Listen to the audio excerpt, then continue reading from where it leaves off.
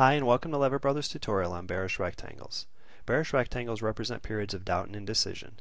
They're characterized by parallel trend lines as the forces of supply and demand are nearly equal. The pattern is typically large and forms either horizontally or with a slight upward slant against the overall trend and typically resolves to the downside.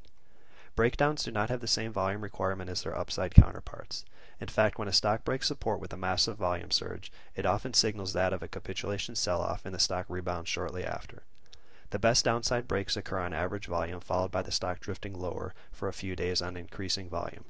Then a delayed surge in volume occurs. Psychologically, when the stock first breaks support, stockholders become concerned. Many of them show a loss and some sell. As the stock trades lower, concern becomes fear and the selling accelerates. Then fear becomes panic and people sell regardless of price. This is why there typically is a delayed volume surge with breaks to the downside. If the pattern slants against the overall trend, the astute trader ought to look for a close below the most recent low. This price represents the previous area of buying pressure and an area where buyers may look to add to positions or initiate new ones. There are a couple methods used to determine the expected price movement. 1. The move is likely to equal the height of the rectangle. And 2. The price movement is likely to equal the move into the pattern. Some traders will measure to the far side of the pattern as shown here and then project it down from the breakout area, while other traders will use the midpoint of the pattern as shown here. But when dealing with moves to the downside, these are general guidelines and should not be stuck to. After all, if a stock drops from 40 to 20 and then forms a bearish rectangle, you can't realistically expect it to drop to 0 on its next leg down.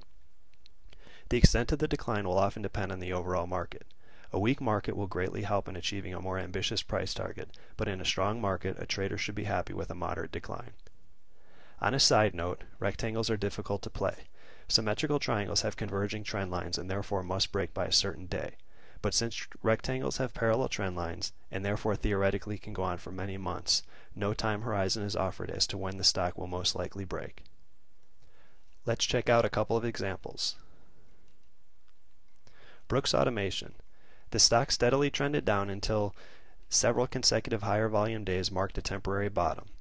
A 4-week bearish rectangle followed. Notice how volume declined as the stock drifted down after breaking support, and then after the stock moved up a couple points, volume ramped up as the stock continued to fall.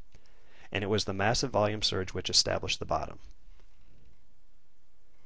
Cablevision. The stock got cut in half before forming a bearish rectangle shown. Support was broken with 2 big volume days, and as is typically the case, those big volume days marked a short-term bottom. After a bounce back into the pattern, support was broken again, this time on low volume, and then volume surged as the stock continued down.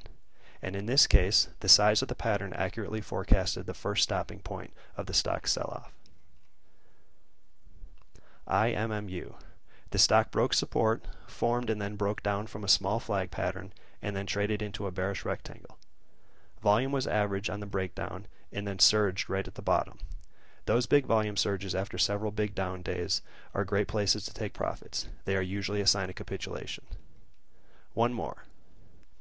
Emulex. A steady trend down led to a bearish rectangle. Volume surged after support was taken out and the lows from within the pattern were easily penetrated. The high volume gap down was a great place to take profits, even though in hindsight the stock continued to drift lower. That wraps up this tutorial. Again, bearish rectangles are pauses within downtrends. Ideally, volume will be average when support is taken out, but then will ramp up as the stock continues to fall. The move into the pattern can be used as a guide to project a target, but that target is not set in stone.